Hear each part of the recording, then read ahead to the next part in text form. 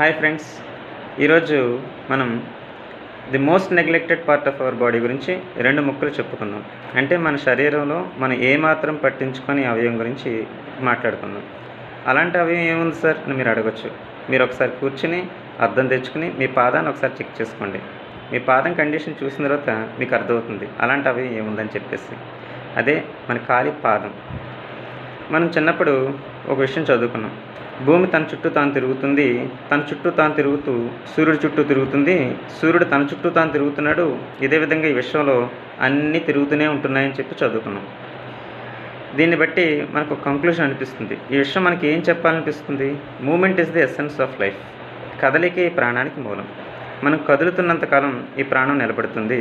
ఒకసారి కదలిక ఆగిపోతే ఈ ప్రాణం ఉండదు. మనం కదలాలి అంటే కాలి పాదం పర్ఫెక్ట్గా ఉండాలి. Foot is the prime organs of movement. పాదానికి సంబంధించిన ఏ డిసీజ్నైనా, అంటే పాదానికి ఏం జరిగినా దాన్ని అగ్నిపర్వతంతో పోల్చారు. అగ్నిపర్వతం సైలెంట్గానే ఉంటుంది, ఈ పాదానికి సంబంధించి ఏమొచ్చినా అది సైలెంట్గానే ఉంటుంది. కానీ ఏదో ఒక రోజు రెండు బద్దలవుతాయి. సో ఆ రోజు మనం ఇంకేమీ చేసేదేమి ఉండదు. అంత ఇంపార్టెన్స్ ఈ పాదానికి ఉంది. మన పూర్వీకులు ఈ పాదానికి ఎంత ఇంపార్టెన్స్ ఇచ్చారంటే, మనం ఎప్పుడైనా ఎవరికైనా దండం పెట్టుకోవాలనుకుంటే వాళ్ళ తలకో, హార్ట్కో, చేతులకు దండం పెట్టుకోం, వాళ్ళ పాదాలకి దండం పెట్టుకుంటాం. సో అంత ఇంపార్టెన్స్ ఈ పాదాలకు ఇచ్చారు. సో ఈ పాదానికి సంబంధించి కొన్ని డూస్ అండ్ డోంట్స్ చెప్తాను. ఏం చేయాలి, ఏం చేయకూడదు. ఎప్పుడు కూడా పాదాన్ని వేడి నీళ్ళలో కానీ చన్నీళ్ళలో కానీ నానబెట్టకూడదు. ఇంకొకటి, వాష్రూమ్లోకి వెళ్ళినప్పుడు ఖచ్చితంగా చెప్పల్స్ వాడాలి. ఆ చెప్పల్స్ని వాష్రూమ్లోనే వదిలేయాలి. ఇంకొకటి, ఇంట్లో తిరిగేటప్పుడు మనం ఇంట్లో ఉన్న టైల్స్ కానీ గ్రానైట్స్ కానీ ఒక్కొక్కసారి మన పాదాన్ని తినేస్తూ ఉంటాయి. సో అది మనకు ఎలా తెలుస్తుందంటే, రాత్రిపూట విపరీతంగా పాదం మంటలు, నొప్పి వస్తూ ఉంటాయి. అలాంటప్పుడు ఇంట్లో కూడా చెప్పల్స్ వాడాలి. ఇంట్లో వాడుతున్న చెప్పల్స్ ఇంట్లోనే వదిలేసేయండి. బయటకు వాడుతున్న చెప్పల్స్ వేరేగా పెట్టుకోండి. అయితే బయటకు వాడుతున్న చెప్పల్స్లో కానీ షూస్లో కానీ కాస్ట్లీ, తక్కువ కాస్ట్ రెండు రకాలు ఉంటాయి. సపోజ్ కాస్ట్లీ షూస్లో ఎయిర్ పాకెట్స్ అని, ఇన్సోల్స్ అని ఇలాంటివి ఇస్తాడు. తక్కువ కాస్ట్ షూస్లో అవి ఉండవు. సో అలాంటప్పుడు మనమే ఇన్సోల్స్ కొనుక్కుని వేసుకోవాలి. సో మనకి షూస్ షాప్స్లో అవి దొరుకుతాయి. ఎంసీపీ, ఎంసీఆర్, మైక్రోసెల్యులర్ పాలిమర్, మైక్రోసెల్యులర్ రబ్బర్ అని చెప్పి అంటాం. అలాంటి ఇన్సోల్స్ పెట్టుకుని మనమే వేసుకోవాలి. వేసుకుంటే పాదానికి మెత్తగా ఉంటుంది అది. ఇంకొకటి, ఎప్పుడైనా మనం బస్సులో కానీ కార్లో కానీ వెళ్ళేటప్పుడు చెప్పల్స్ కానీ షూస్ కానీ తీసి పాదాలను బయట పెట్టకూడదు. వేడి వస్తువుల మీద కానీ చల్లని వస్తువుల మీద కానీ పాదాలు పెట్టకూడదు. ఇంకొకటి, ఎప్పుడైనా మీ పాదానికి తెల్ల మచ్చలు కానీ, ఎర్ర మచ్చలు కానీ, ఏదైనా క్రాక్స్ కానీ, ఏదైనా అల్సర్ కానీ వచ్చినప్పుడు హోమ్ సర్జరీస్ చేయొద్దు. మీరు పెన్సిల్తో, ఆ బ్లేడ్లతో వాటిని ఏమీ కోయొద్దు. డాక్టర్ దగ్గరికి వచ్చి పాదానికి సంబంధించి చూపించుకోండి.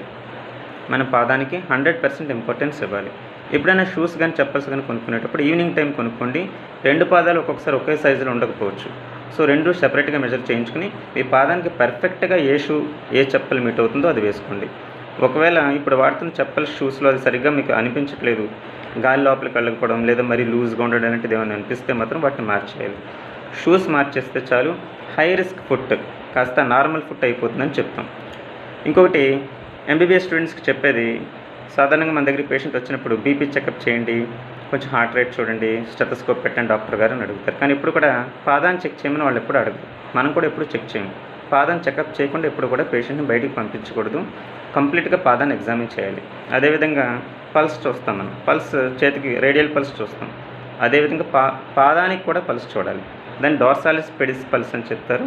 ఆ పల్స్ చూసి, అంతేకాకుండా పాదం వేడిగా ఉందా, చల్లగా ఉందా, ఏమైనా క్రాక్స్ ఏమైనా ఉన్నాయా, పాదానికి హెయిర్ ఉంటుంది, కొంచెం వెంట్రుకలు ఉంటాయి, ఏమైనా ఊడిపోయి డ్రైగా ఉందా, ఇవన్నీ కూడా డీటెయిల్డ్గా చెకప్ చేసి కానీ పేషెంట్ బయటకు పంపించకూడదు.